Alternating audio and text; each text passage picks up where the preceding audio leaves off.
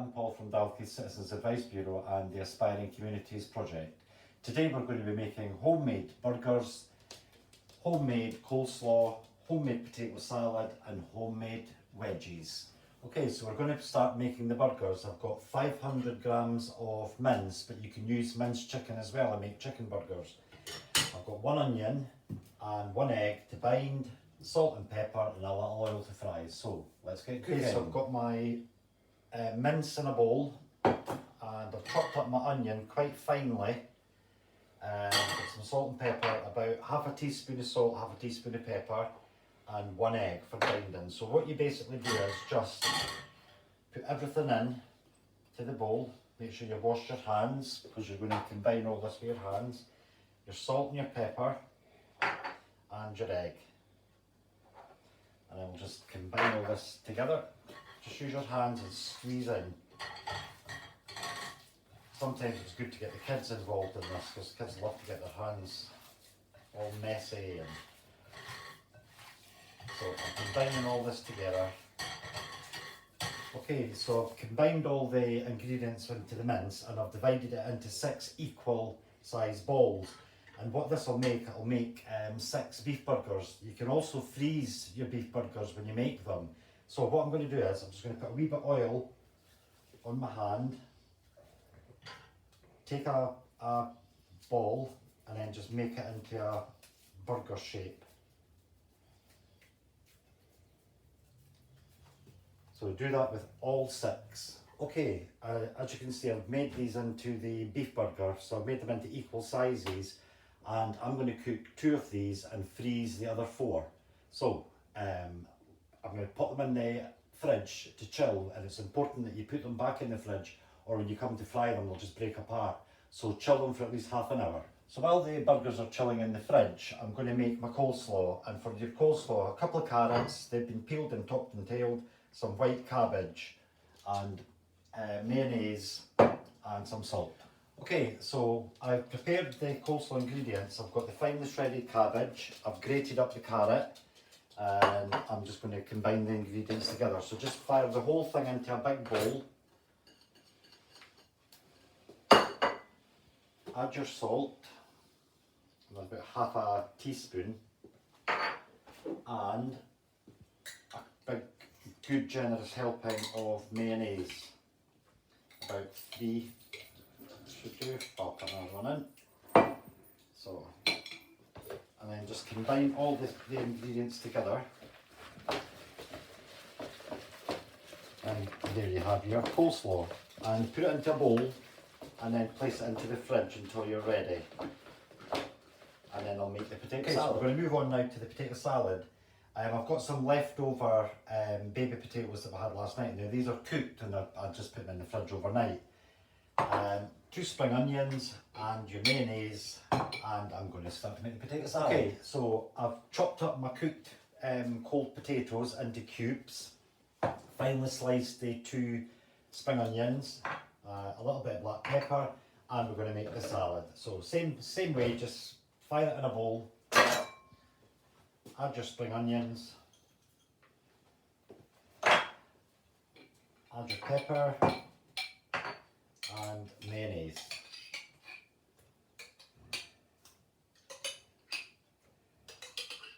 And then just combine all the ingredients together again.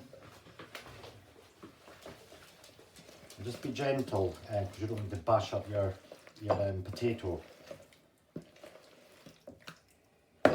And that's it ready. So I'm going to put that in another bowl and then I'll chill it in the fridge and then we'll start making the wedges. Okay, we're going to start to make our potato wedges now, and these are simple ingredients.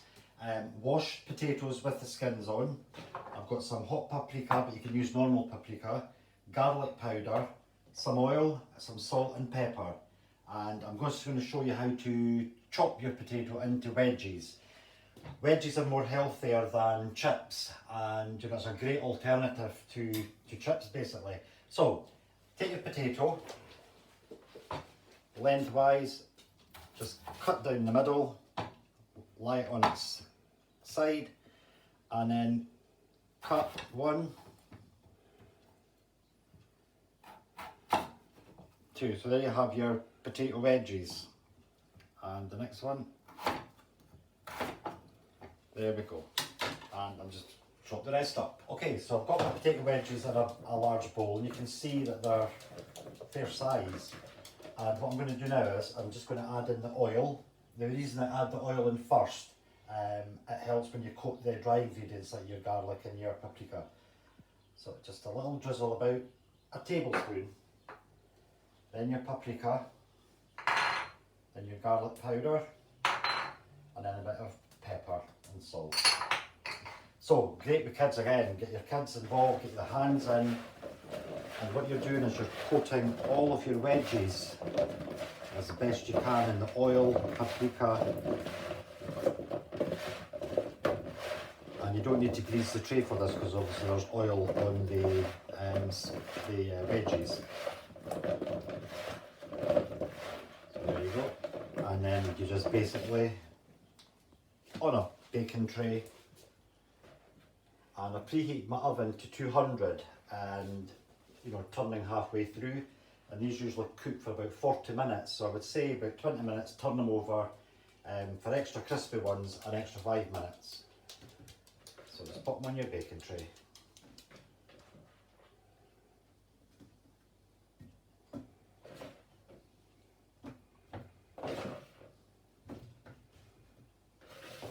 Okay, and I'm going to pop them in the oven.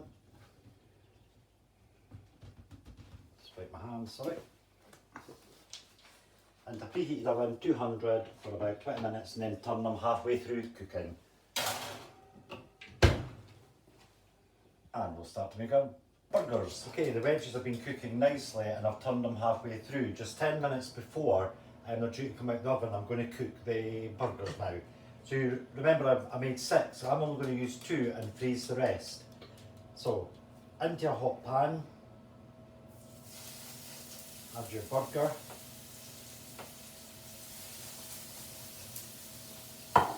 And you basically want to cook these on both sides for about 5 minutes. So we'll cook this for 5 minutes. Okay, they've been cooking 5 minutes on both sides, so what I'm going to do is I'm going to pop the cheese on top just so that it melts before I take out the wedges. So I'll take the wedges out. Set this aside and I'll start constructing a meal. So a spoonful of potato salad, spoonful of the coleslaw, some of your veggies,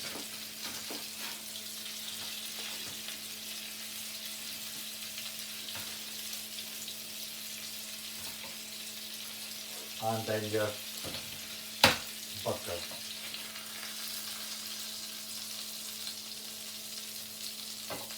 A little bit of onion,